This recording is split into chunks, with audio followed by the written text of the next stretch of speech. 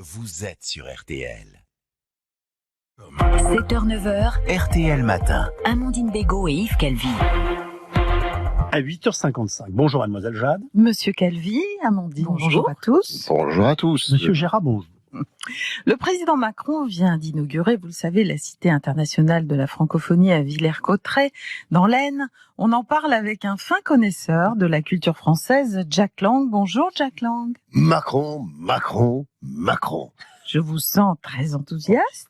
Emmanuel, quel bel homme. Oui. A enfin suivi mes conseils avisés, en cœur de toute pièce au milieu de nulle part, un prestigieux équipement culturel dont la France profonde a tant besoin.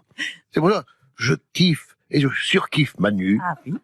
Et je lui dis que s'il a besoin d'un directeur, je suis prêt à aller m'enterrer à Villers-Cotterêts. Oui, certains ont émis des doutes sur l'utilité de ce grand projet présidentiel. Mais enfin, Firmin, cette Cité internationale de la francophonie coche toutes les cases. Oui. D'abord, c'est une cité, donc c'est populaire, festif et bigarré. Ah oui, vous aimez ça, oui.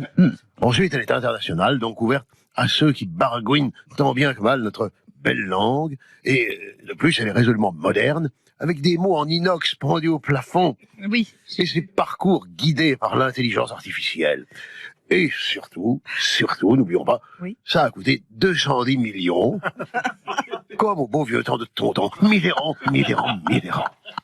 Vous pensez que la francophonie avait besoin d'un tel lieu? Évidemment, Armand. La langue française est en perpétuelle ébullition. N'avez donc pas entendu parler de la grammaire féministe créée par la comédienne Tiffaine Day. Ah oui, je vois très bien de qui vous voulez parler. Tiffaine Day, monsieur Calvi, écoutez bien. C'est cette dame qui voudrait qu'on dise experte plutôt qu'experte et j'esmer plutôt que j'espère. Je précise évidemment que c'est authentique. Ah oui. C'est ça, Fatoumata. Eh Par oui. exemple, au lieu de dire j'ai peur que Pépé perde la boule, on doit dire désormais j'ai peur que Mémé merde la boule. Voilà. C'est un peu ça. De même, au lieu de parler d'une paire de couilles, on évoquera une mère de couilles. Voilà. C'est chier, non? L'infatigable pape François vient de clore son synode et il a annoncé dans la foulée qu'il se rendra en décembre prochain à Dubaï. Nous avons voulu en savoir plus, bien évidemment. Bonjour pape François. Hola, Soriade, et Hola. Sœur Amandine Bigotte. Oui. Et salve Don Calvinus, saint patron des petits chats abandonnés. C'est vrai.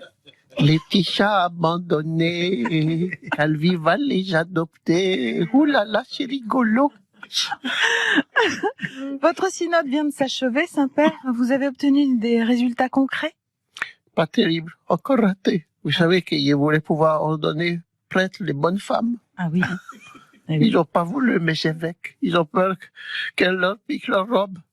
Et pas de bénédiction non plus pour les couples qui sont de la yaquette flottante.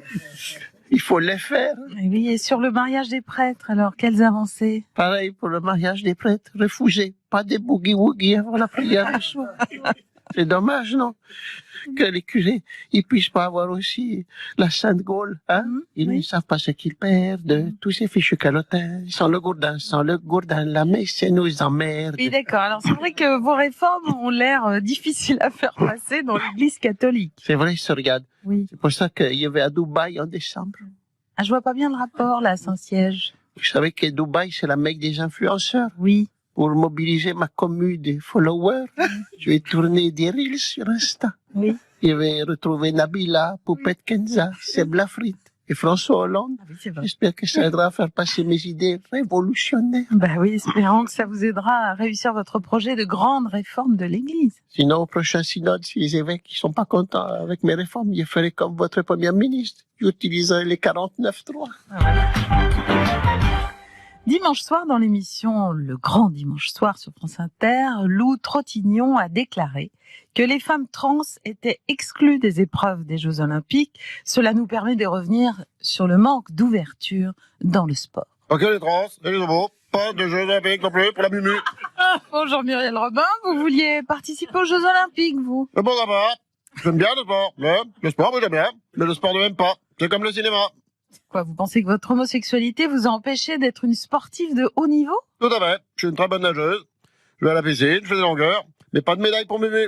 Pas de César non plus. Mais enfin, il faut des années d'entraînement pour participer aux Jeux Olympiques. Mais alors? Alors? Moi, je sais nager depuis toute petite. Ça fait 50 ans que je nage. Je peux faire les JO. On n'en doute pas, Muriel. Vous avez un autre sport si la natation ne marche pas? Oui, la marche. Je marche vite. Depuis toute petite, je marche. Si les bas aussi me regardent marcher, mais ils m'arrêtent pas. Ah, nous avons reçu un nouveau message sur le répondeur d'RTL. Bonjour, c'est Jackie Chiasson. Je voudrais pousser un coup de gueule.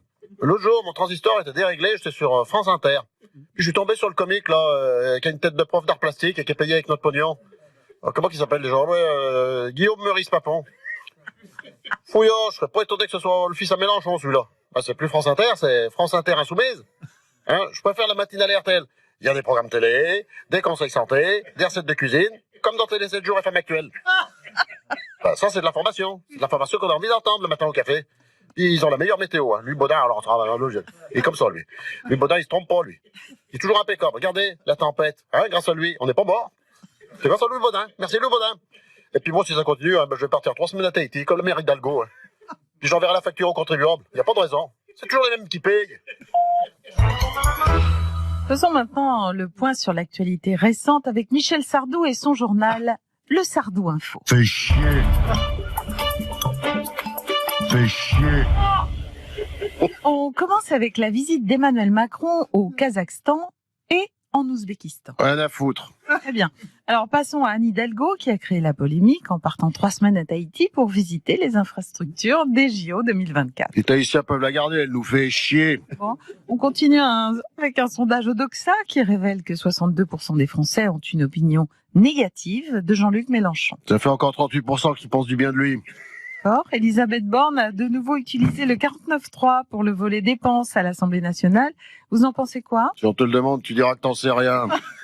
Or, une bouteille d'1 litre d'eau par personne et par jour va être distribuée à Mayotte pour lutter contre la sécheresse. Ils vont en donner une à Capitaine Marlowe pour qu'elle se lave les cheveux.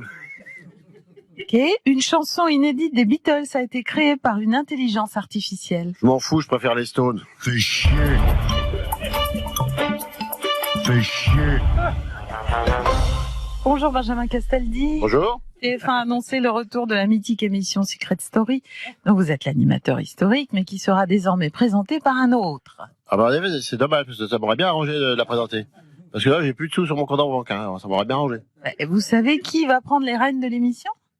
Bah personne, c'est pas une émission zoophile. Personne ne prend les rênes dans Secret Story. Enfin Benjamin, je parle pas des rênes des animaux, je parle des rênes avec un accent circonflexe. Accent quoi? Bon bah c'est pas grave. C'est tombé. Dites-nous plutôt ce que vous comptez faire pour gagner votre vie. Bah déjà, j'étais toujours la pub comme j'aime.fr, c'est important le .fr. Oui. Et je réfléchis à une nouvelle idée de pièce de théâtre sur ma mamie cocu à vendre à Eric Emmanuel Fritz. Schmitt. Oui, bah c'est pareil. Ah bah tiens, voilà votre papa. Bonjour Jean-Pierre Castaldi. Arrête d'emmerder avec ta grand-mère, on appelle pas les bouquins, les pièces de théâtre, après tu me rebondis quoi, une série Netflix. Et arrête de m'engueuler, papa grosse bouche, il faut bien que je gagne ma vie. Ouais, bon, t'as qu'à trouver un vrai métier, 53 ans, il serait temps. Mais t'as raison, papa grosse bouche. Je vais postuler comme avocat chez Julien Courbet. Pareil qu'ils sont bien payés. Ah, puis il y a des belles avocates, hein.